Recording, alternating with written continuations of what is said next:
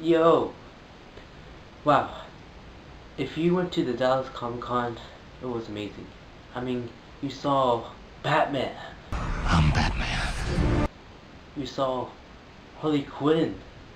Damn! Damn! It was amazing. And I went to the panels and they were amazing. Kevin Conroy, if you don't know, is Batman from the animated series show. That show was awesome. His voice, when he says, "I am vengeance, I am Batman." Oh my god, so amazing. And of course, the creator of Spider-Man, I saw him in the Dallas Comic Con. Stan Lee. Oh my god! What? I'm like, yeah. So I'm gonna give you an exclusive look on this journey.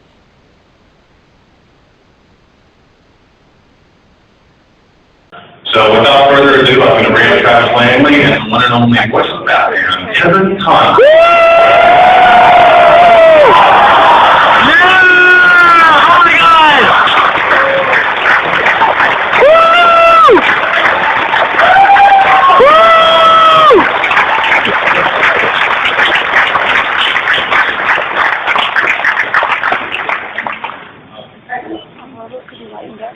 I am vengeance.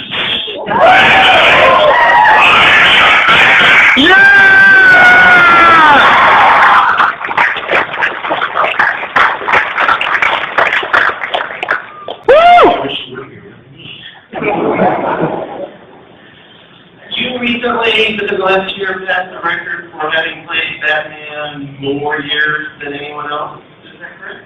Did Adam off and on from 66 to 86? And you did it how long? 91.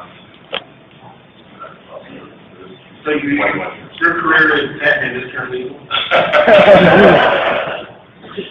So, what about, who are your childhood heroes? Was Batman one of them?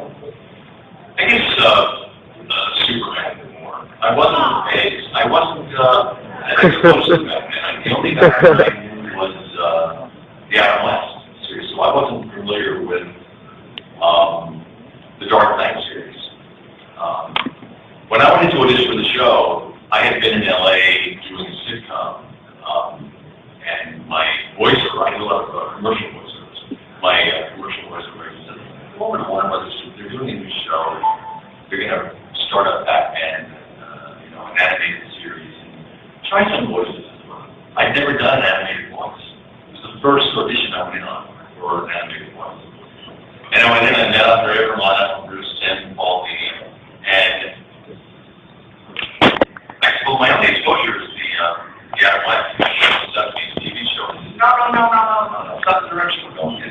So Bruce explained the Dark Knight series, the film noir quality of it, how this misunderstood guy whose parents are killed, he's a child, he spends his life avenging their death, he lives in the shadows, he's a heroic hero, misunderstood hero. I believe you're kind of describing a Hamlet story.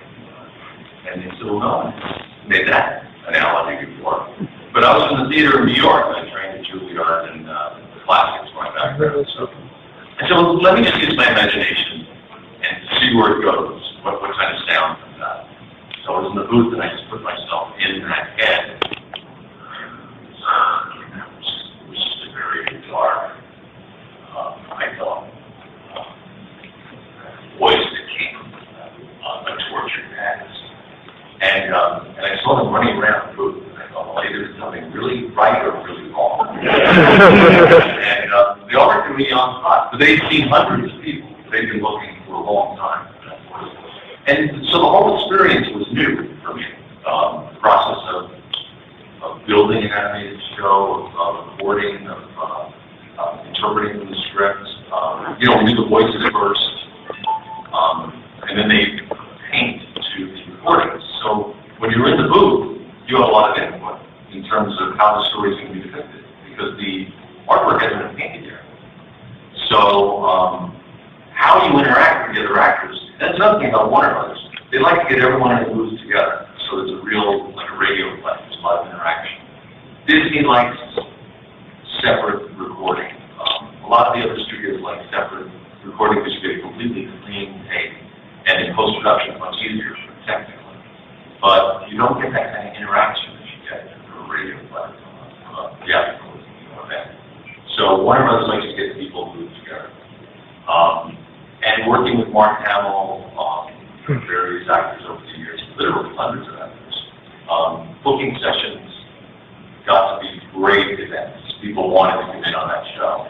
Word got around pretty quickly in LA that it was a hot show and that the recording sessions were a lot of fun. And everyone wanted to be a part of it. So the process, it was interesting for me. It's one of that, that old John Lennon line, life is what happens to you while you're busy making other plans. I had just made so many other plans, and I ended up doing this for 21 years. Did the process of voice acting surprise you? I think the industry evolved as I was doing it. It had before been much more cartoony, the sounds that were made. You know, they were theatrical, they were exaggerated, they were weird voices. As I was getting into it, they were going to more real voices. They wanted, especially with Batman, they wanted real acting. They didn't want cartoony sounds at all. So the fact that it was going away from that was advantageous for me.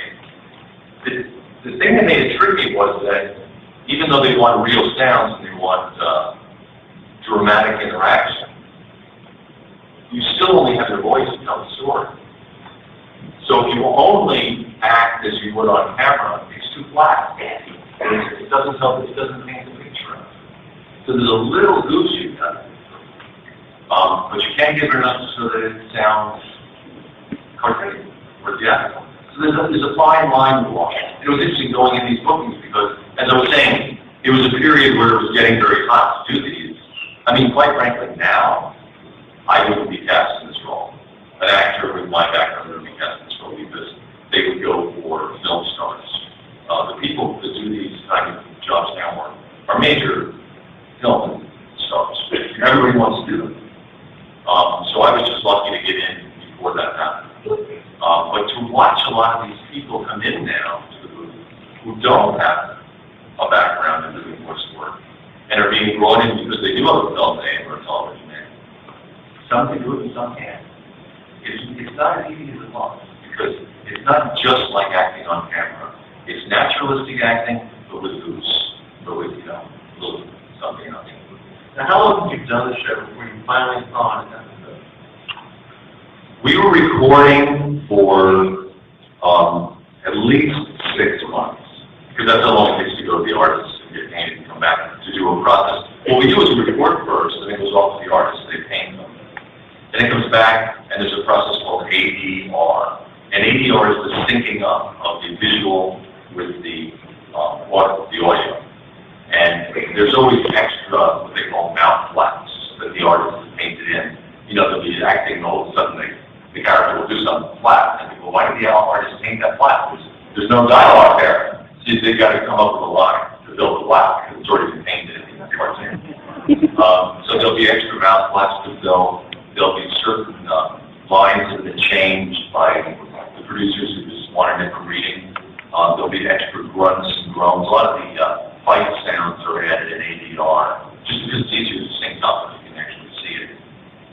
So the ADR is the final process before it goes on air. And so we had recorded 6 months of these things, and then the first ones came back to ADR. And Mark Hamill and I were together. We both were booked in at the same time to do our ADR session. So we're sitting in this sound booth on the Warner Brothers lot. There's this huge screen, massive screen, and no one had seen anything yet. And this full symphony score goes up, the first thing, and and then the color comes up, and the images come up, and the first scenes come up, and Mark, I look over to Mark, and we're both he said, "You don't have any clue that this is what we're working on." He said, I had no clue. This is what we're doing. We didn't have any idea it was going to be that epic, you know, that beautiful. They literally, the standard was doubled. The budget was doubled. The studios had traditionally spent a certain amount of money per half hour of animation. Up until that time, Warner Brothers okayed doubling it. So you see it in the richness of the episodes. They had a full symphony doing the score. And dozens of actors in each episode. It was all hand-painted. Now a lot of it's computer-generated animation, but then it was all hand-painted. I mean, they really spent a lot of money on it. And you got to work with some amazing people over the years. We all know him. With a show of applause, let's welcome Dan the Man.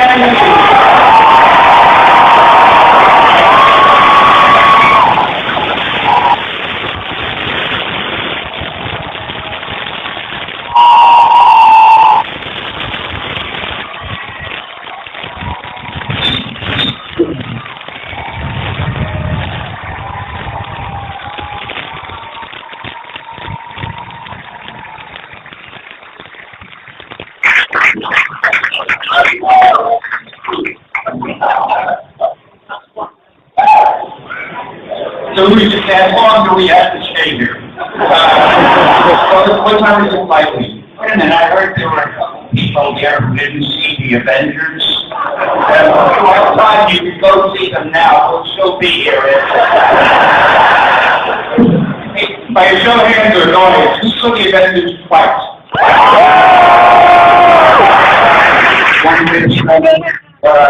Was that? I don't know what I just told you that 5 minutes ago. I'll tell you. You know how you say you can't hear that great? I don't listen that well. Nobody listens to me. I'm used to it. Here's the story. But this is just between us. You want to see an empty seat back there? I'm leaving. I don't know if like one that part. Anyway, here's what we're doing. You may wonder why my cameos are so brief. There's a reason. You see, some people go to see a movie that I have a cameo in, and they miss it because they blink their ears. Then the movie has ended, and they say, wait a minute, we missed Dan's cameo, so they've got to buy another ticket. Repeat the question if I understand, just so you know, okay? So let's start with the first one. Perfectly. I just wanted to ask, what gave you the idea of creating the Avengers?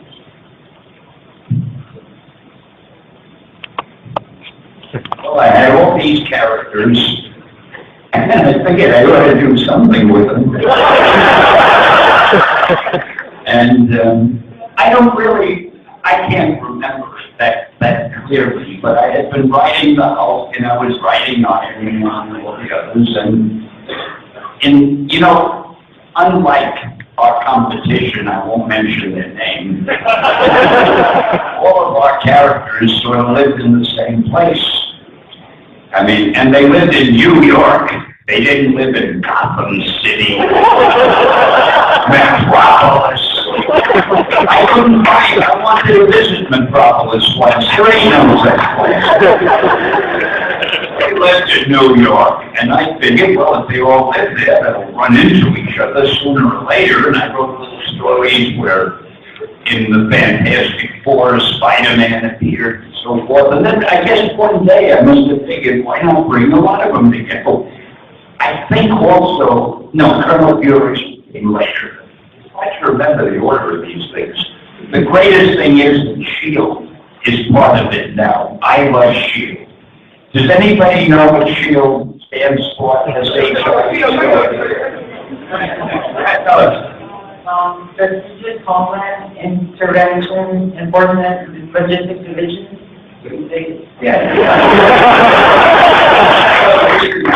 I couldn't hear it clearly, but I think they changed it from what I get it. When I created SHIELD, it stood for, I can remember, Supreme Headquarters International Law Enforcement Division. And I think they probably got a better thing now. I had to make mine up very quickly. But anyway, I figured we'd get these guys all together and let them go fight people. So that's how the invention was born.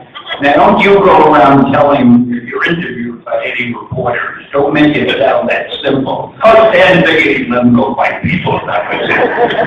And when you talk to the press, you say things like Stan spent hours and days and weeks. Things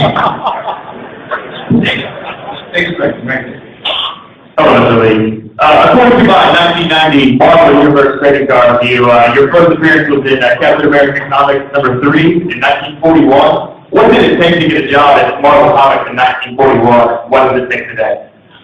What did I think of my job in 1941? What did it take to get your job? Well, what did it take to get the job? See, I have this hearing problem. I can hear okay, but somehow when they use these damn mics, it all sounds muffled. What it took, I guess, was the fact that nobody else wanted the job. I'll give you a very brief. I was about 17, and I had had a lot of other jobs. I was an office boy. I had been a theater usher. I wrote advertising copies for a hospital. I never knew why I was advertising the hospital. Was I supposed to be trying to hope people would get sick? I didn't know what I was supposed to do. Anyway, I was out of a job at the moment, and I heard there was a position open at a company called Magazine Management Company. Now, they publish a lot of magazines, men's magazines, pulp magazines of different types, a crossword puzzle magazine, and some comic books. I didn't know what the job was for, but an assistant was needed, so I applied. I must have been the only guy who applied because I got hired. And then I found out it was for the comic book department. Now, the department consisted of Joe Simon and Jack Kirby, and a guy named David Goodman, who was the publisher's brother, and I never knew what David did in all the years I worked there. He walked around with a ruler, and he would measure pages to make sure that they were the right size. That was all. Anyway. So I was working for Joe Simon and Jack Kirby, and I had some very sophisticated things to do. I filled their inkwells. See, in those days, they used ink. You dip your pen in ink, you brush ink. I would go down and get them their sandwiches for lunch and run any errands. And I also did proofreading. And again, when the pages were drawn in pencil, they were later inked over by an inker. But somebody had to erase the page to make sure that all the pencil lines were gone. I was one of the best erasers you ever had. And then, if there could be a career erasing, I have been at the top of it. So anyway, I erased pictures, and that's what I did. And while I'm sitting here talking, I'm just thinking to myself, because very often you can say one thing and you can think of another. So while I'm expanding so beautifully on what I'm talking about, I'm thinking to myself, what the hell was the question?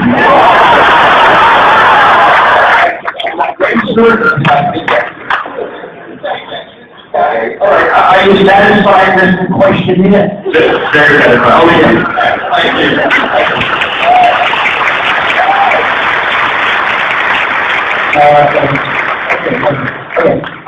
So, Mr. Lee, no doubt that Spider-Man is your best, because technically none of us would really be here unless we put investigate that started by conquering Amazing Fantasy. But if you had to choose, other than Spider-Man, who would be your favorite Marvel character in general?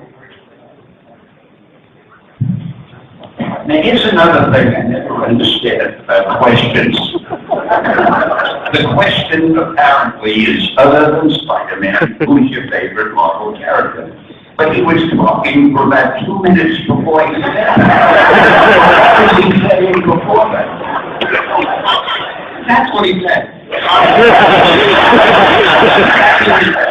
The other word